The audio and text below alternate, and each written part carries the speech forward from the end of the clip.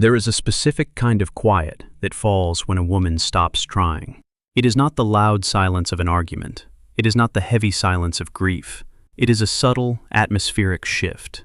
The air in the room changes. The space she used to fill with her energy, her questions, her availability, suddenly just becomes space, empty, neutral. And for the man who had grown accustomed to her constant presence, this new emptiness is not peaceful. It is profoundly unsettling. You know this feeling. You have lived it. You were the one who remembered the small details. You were the one who initiated the deep conversations. You were the one whose emotional energy was the invisible scaffolding holding the connection together. You were always there, a soft place to land, a reliable voice, a certainty in his world. And then, one day, you stopped. Not with a grand announcement, not with a dramatic exit. You simply ceased to be available. You stopped offering your attention on a platter. You stopped being the first to reach out after a period of silence. You stopped filling the pauses in his life with the music of your own wanting. And now you sit in this new, strange quiet, and a question haunts you, a question you are almost ashamed to ask. Does he feel it? Does this absence register in his world as anything more than a minor convenience removed? What is truly happening on the other side of this silence? The surface-level answers are simple, and they are everywhere. They say he will start to miss you. They say he will realize what he lost. They say absence makes the heart grow fonder. But these are platitudes. They don't touch the deep, unnerving truth of the dynamic. They don't explain the profound psychological shift that occurs when a woman reclaims the space she was once giving away for free. To understand what is truly happening, we cannot stay on the surface. We must go deeper, into the architecture of the unconscious mind. This is not about learning a tactic to get him back. This is about understanding a fundamental mechanism of human connection that Carl Jung spent his life mapping. What is happening in his mind is not about you and the way you think. It is about the collapse of a projection. It is about the sudden, terrifying emergence of his own shadow. And it is about a deep, primal fear of loss that his ego has been desperately trying to keep at bay. When you were constantly available, you were not just a person to him. You became a screen, a perfect, blank, receptive screen onto which he could project a vital part of his own psyche. In Jungian terms, he projected his anima. The anima is the unconscious feminine image that every man carries within him. It is an archetype, a composite of his mother, his culture, his personal experiences, and the collective unconscious. It represents his ideal of the feminine, but also his connection to his own soul, his emotional life, his creativity, and his capacity for relationship. For a man who is not deeply connected to his inner world, the anima is a powerful and often unmanaged force. He doesn't experience it inside himself. He seeks to find it outside, in a real woman. He looks for a woman who can carry this projection for him. And the most convenient woman to carry a projection is one who is always there, always understanding, always accommodating. One who doesn't have too many of her own sharp edges, her own inconvenient needs, her own separate reality that might distort the image he needs to see. You, in your beautiful, loving availability, became the perfect screen.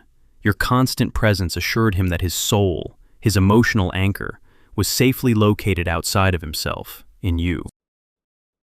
He didn't have to do the difficult inner work of integrating his own feelings, his own vulnerabilities, his own need for connection.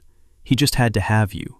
Your presence was a constant, low-grade hum of reassurance that he was whole, that he was loved, that the feminine part of his own psyche was taken care of. He didn't have to relate to a complex, separate human being. He only had to relate to the comfortable image he had painted onto you. This is a difficult truth to hear. It feels like it invalidates the entire connection, but it doesn't. It simply explains the hidden dynamic that was running beneath the surface. He may have genuinely cared for you, been attracted to you, enjoyed your company, but the fundamental structure of the connection was based on this projection. He was in a relationship not just with you, but with a part of himself that he saw in you. And then you stopped being available.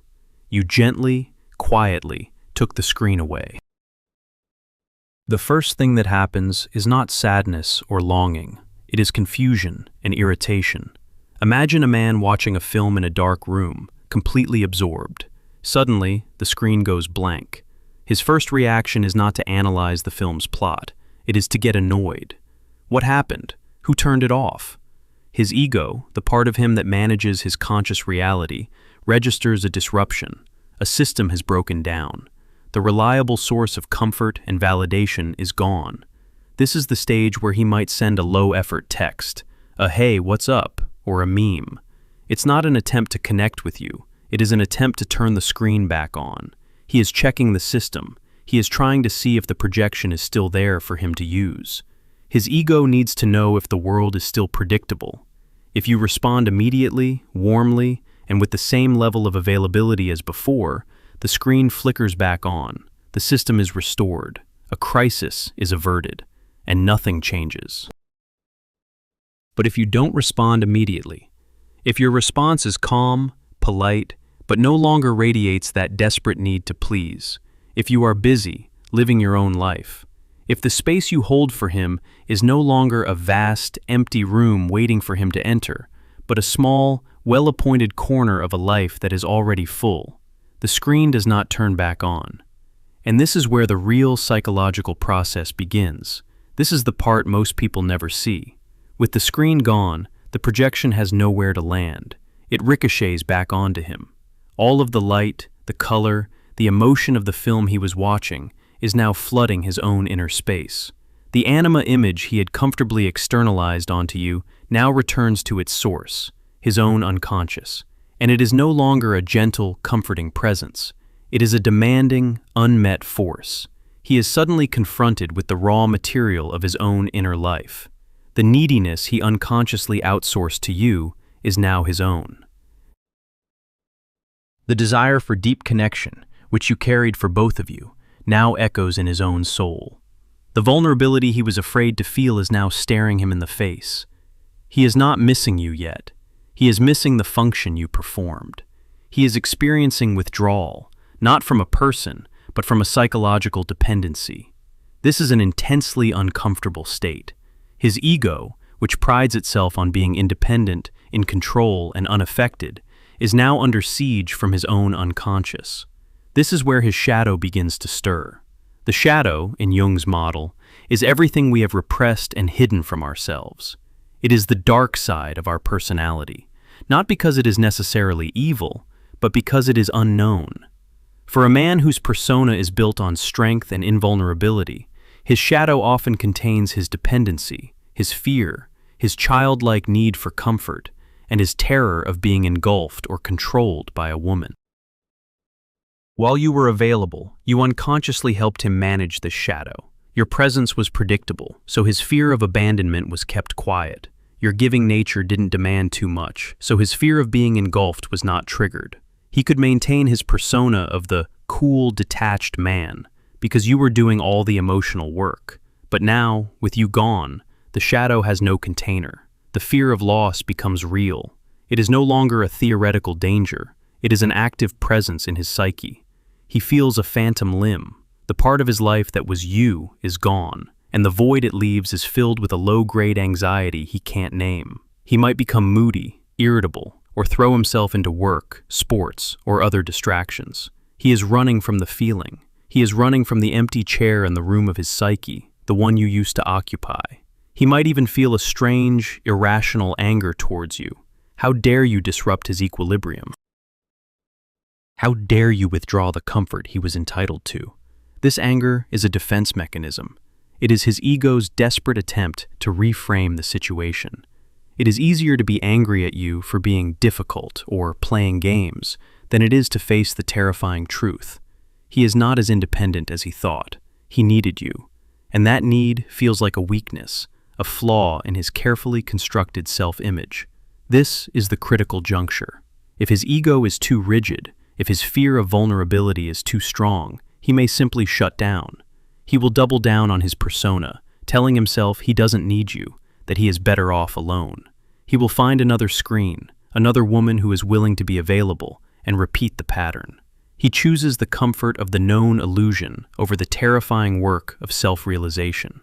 But if there is a crack in his armor, if his soul has any genuine yearning for growth, something else can happen. The discomfort can become so great that his ego's defenses begin to fail. The anxiety is no longer just a background noise, it becomes a roar. The empty space you left is no longer just an absence, it becomes a mirror. And in that mirror, for the first time, he doesn't see the projection of his anima. He sees himself. He sees his own loneliness, his own fear. And it is only in that moment of true, painful self-confrontation that he can begin to miss you. Not the function you served, not the screen you provided, but you, the separate, real person. He begins to remember the specific things, the way you laughed, the unique way your mind worked, the conversations that felt real, not just comforting. He starts to differentiate you from the projection he placed upon you. The fantasy image dissolves, and in its place, the memory of a real woman begins to form. This is the birth of genuine feeling. It is often accompanied by a profound sense of regret and a fear of loss that is sharp and real. It is no longer a vague anxiety. It is the specific fear of losing you. But let us pause here, because this entire process, this intricate drama playing out in his unconscious, is only half of the story, and to focus only on his side of the equation is to fall into the very trap you have just escaped. The trap of making your emotional world entirely dependent on his.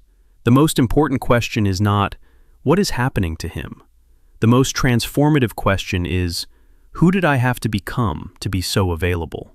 What part of myself did I have to silence to become such a perfect screen? This is your own shadow work. Your persona was likely that of the understanding, patient, low-maintenance woman, the woman who gives and asks for little in return. It is a beautiful persona, one that society often praises in women. But what lies in the shadow of this persona? Often, it is a deep-seated fear of abandonment, a core belief, learned perhaps in childhood, that your needs are a burden, that to be loved, you must be useful, convenient, and easy. The shadow contains the needy part of you that you repressed, the part that wants to be chosen, pursued, and cherished without having to perform for it, the part that wants to be able to have a bad day, to be difficult, to have needs of her own, and to still be loved. By being constantly available, you were not just loving him. You were managing your own anxiety. Your constant reaching out was a way of checking. Are you still there? Do I still exist for you? You were abandoning yourself to avoid being abandoned by him. You silenced your own needs to make yourself a more acceptable candidate for his affection. You agreed, on an unconscious level, to be the screen for his projection because the role felt safer than being a real, complex woman who might be rejected. When you withdrew your availability, you did not just create a crisis for him. You created a crisis for yourself. You are now face to face with your own unmet needs, your own fear of being alone, your own longing. The silence is not just his, it is yours, and it is filled with all the feelings you were trying to avoid by focusing on him. This is why this period is so difficult. You are not just dealing with the pain of a potential loss, you are grieving the role you played. You are metabolizing the shadow part of yourself that believed its worth was conditional. If this reflection names something you have never been able to say out loud, know that this is the beginning of true self-reclamation. It is the most courageous work you can do. The path forward is not to wait by the phone, analyzing his every move, trying to guess which stage of psychological collapse he is in. That is just another way of being the screen, just from a distance. The path forward is to turn your full attention to the space you have created. That empty chair is not just in his psyche, it is in yours. You have taken back the seat that was occupied by your obsession with him. What will you do with this space? This is where individuation begins. Individuation is Jung's term for the process of becoming a whole, integrated individual. It means withdrawing our projections from others, integrating our own shadow, and connecting with the self, our true center. For you, this means consciously refusing to be a screen anymore. It means when he does reach out, and he may, you do not immediately rush to restore his comfort. You don't punish him, you don't play games, but you remain anchored in your own reality. You have your own life, your own schedule, your own feelings. You are no longer a function, you are a person. This will feel terrifying at first. The old pattern, the shadow belief, will scream at you. Be available, reassure him. If you don't, he will leave and you will be alone forever. This is the voice of the complex, the old wound. Your work is to hear that voice, to have compassion for the frightened part of you that it comes from, and to not let it drive your actions. You learn to sit with the discomfort of not knowing. You learn to source your validation from within. You fill your own life with so much meaning, purpose, and joy that his presence becomes a wonderful addition, not a desperate necessity. You start to treat yourself the way you wanted him to treat you. You pursue yourself. You cherish yourself. You make yourself the center of your own life. What happens to the man when a woman does this? He is now faced with a choice. He can either do the work to meet you in this new reality, as a whole person relating to another whole person, or he can retreat and find a new screen. If he chooses the former, the connection has a chance to be reborn on a much deeper, more authentic level. He will have to learn to manage his own anima, to face his own shadow, to be responsible for his own emotional state. He will have to relate to you with all your beautiful, inconvenient complexities. He will have to earn your availability, not assume it. The relationship will transform from a parent-child dynamic of need and comfort to an adult-adult dynamic of mutual respect and desire. If he chooses the latter, he will disappear, and it will hurt, but the pain will be different. It will not be the devastating pain of self-abandonment. It will be the clean pain of a loss that confirms your own truth. It will be the grief of letting go of someone who is not capable of meeting you where you are. And that pain, unlike the other, leads to freedom. Either way, you win. Because the goal was never to control his behavior. The goal was to reclaim yourself. The moment you stop being available is the moment you stop being an object and start becoming a presence. An object is there to be used. A presence has its own gravity, its own light, its own center. It cannot be taken for granted because its existence is not conditional on another's gaze. Look at the space around you, the silence on your phone, the evenings you now fill with your own projects, your own thoughts, your own peace. This is not an empty void. This is a sanctuary. This is the sacred ground where you are rebuilding yourself, not for him, but for you. The empty chair is no longer a symbol of his absence. It is your throne. My absence is not a weapon. It is the sound of me returning to myself. And this return is not just a psychological concept. It is a profound physical event. It is a change you can feel in your bones, in your breath, in the very rhythm of your nervous system. For months, perhaps years, your body was not entirely your own. It was a listening post, an outpost of his empire. Think of the physical reality of constant availability, the subtle tension in your shoulders as you waited for a text, the way your breath would catch when your phone buzzed, the split-second jolt of hope and anxiety, the way your sleep schedule might shift to accommodate his late-night calls. Your body was in a state of constant, low-grade vigilance. This is the physiological state of the fawn response, a trauma response where we appease and accommodate to avoid conflict or abandonment. Your nervous system was perpetually tuned to an external frequency, his. You were regulating him, and in the process, dysregulating yourself. When you withdraw that availability, the first thing that happens is a somatic release. It might not feel good at first. It might feel like the jarring silence after a loud machine is turned off. But then, slowly, your body begins to remember its own native rhythm. One day you will notice your shoulders are no longer up by your ears. You will take a full, deep breath that reaches all the way into your belly. A breath that is not waiting for a response. You will sleep through the night and wake up feeling not a sense of dread about what the day's communication will or won't bring, but a simple curiosity about your own life. This is your body coming home. It is the slow, quiet process of your nervous system learning that it no longer has to stand guard. The danger, the perceived danger of his disapproval or absence has passed because you have chosen to survive it. And what of his body? He too experiences this shift on a physical level, though he is far less likely to understand it. He feels that phantom limb we spoke of, but it manifests as a physical restlessness, an itch he can't scratch, a tension in his gut or chest that he might mistake for indigestion or stress from work. His body, which had outsourced its emotional regulation to you, is now in a state of withdrawal. Your consistent presence was a drug, a steady dose of oxytocin and validation that kept his own inner anxieties at bay. Without it, his system is flooded with cortisol, the stress hormone. He feels agitated, but he cannot name the source. He might try to burn it off at the gym, numb it with alcohol, or distract it with endless scrolling. But the feeling persists because it is not in his mind. It is a memory trace in his cells. His body remembers the comfort of your regulation, and it is screaming at the loss of it. As you navigate this new territory, you will be confronted with a series of distinct inner signs, stages on your journey back to yourself. The first is often sheer terror. The moment you decide to stop reaching out, your own shadow, the part that fears abandonment, will unleash its full power. Your thumb will hover over his name in your contacts. Your mind will race with justifications. Maybe I should just check in. What if something is wrong? This is just a silly game. This is the addict's brain trying to get its fix. It is the voice of the old wound, and it is loud. Your work is not to argue with it, but simply to witness it, to feel the terror in your body without acting on it. This is the fire you must walk through.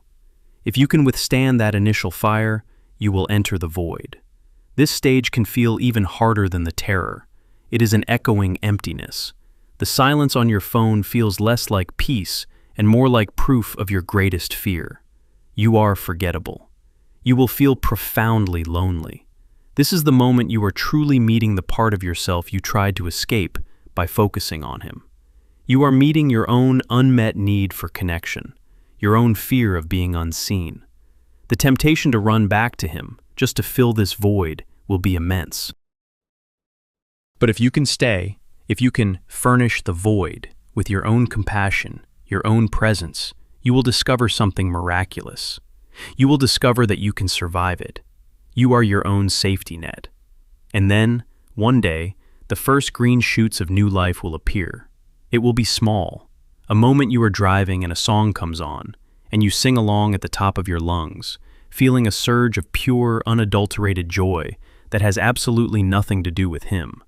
Or you will be working on a project, and hours will pass in a state of flow, and you will realize you haven't thought of him once.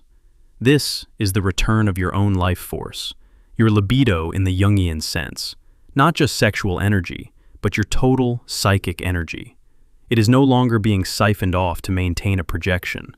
It is flowing back into you, watering the dry parts of your own garden. You begin to feel sovereign. This is the point where the universe often decides to give you a final exam. This is the late practical test. It comes when you least expect it.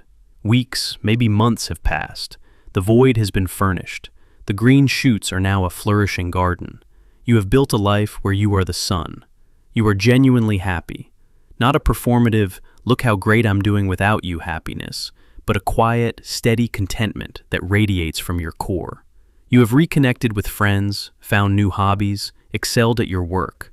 The empty chair is no longer empty. It's where you sit to read a book, or it's been removed entirely to make more room for dancing. And then, his name appears on your screen. But this time, it is not a low-effort, hey. The energy behind it is different. It is a thoughtful paragraph, an admission of confusion, a genuine question about how you are. Perhaps it is a phone call out of the blue. He sounds different, less arrogant, more subdued. He is not trying to turn the screen back on. He has lived in the dark, empty cinema for a while, and now he is knocking on the projectionist's door, wanting to meet the person who was running the show. And what happens in your body? Nothing. That is the miracle. There is no jolt of anxiety, no surge of desperate hope. Your heart rate remains steady. Your breath remains deep. You look at his name as you would look at the name of a distant acquaintance. The charge is gone. This somatic neutrality is the undeniable proof that you have healed. You have successfully withdrawn the projection you had on him. the projection that he was the key to your happiness, the arbiter of your worth. Now you are faced with a choice, but it is a choice made from a position of profound power. Your old self would have asked, "How can I get him back? What should I say to make him stay?" Your new self asks a different set of questions. Does this person's energy complement the peace I have built? Does a conversation with him align with my values and my well-being today? Do I have the space and desire for this in my life as it is now?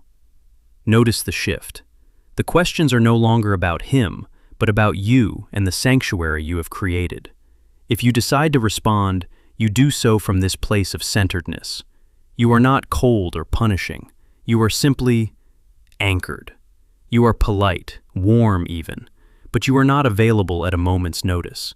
You don't clear your schedule. You don't pour out your emotional journey for his consumption. You are a separate country with its own laws and its own climate, and he is a visitor who must present his passport at the border. This is where you will discover if he has done any of his own work. If he has begun to integrate his shadow, his communication will reflect it. He will use I statements. I felt lost when you pulled away. I realized I was taking you for granted. He will not say, "You made me feel," or "Why did you do that to me?"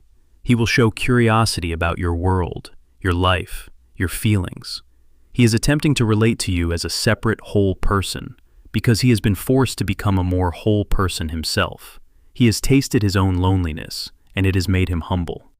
If, however, he has done no work, his approach will be a more sophisticated version of the old tactic. It might be laced with love bombing, grand promises to change, or subtle guilt-tripping designed to pull you back into the role of his emotional caretaker. He will be impatient with your new boundaries. He will be trying to find the off switch for your newfound autonomy so he can restore the old, comfortable system. Your calm, sovereign self will see this with perfect clarity. And you will be able to make a decision not from fear, but from wisdom. You might choose to let him go, not with anger, but with a quiet, compassionate sadness for someone who could not make the journey.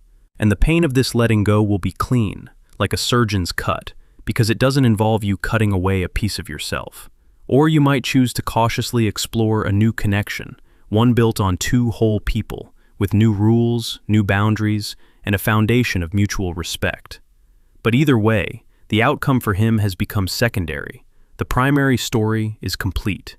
You have passed the test. You have chosen yourself. This journey was never about mastering a technique to manipulate a man's desire. It was a sacred, often painful, initiation into your own sovereignty. The silence you created was not a strategy. It was a consequence. It was the sound of you finally choosing to listen to your own soul over the noise of your anxiety.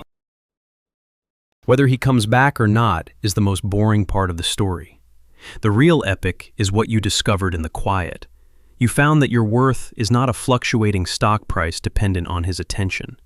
It is a bedrock foundation you built with your own hands. You found that the love you were so desperately seeking from him was a pale imitation of the vast, unconditional love you could offer yourself. The space he left is no longer an absence. It has become a presence. Your presence. It is filled with the sound of your own laughter, the texture of your own dreams, the rhythm of your own precious life.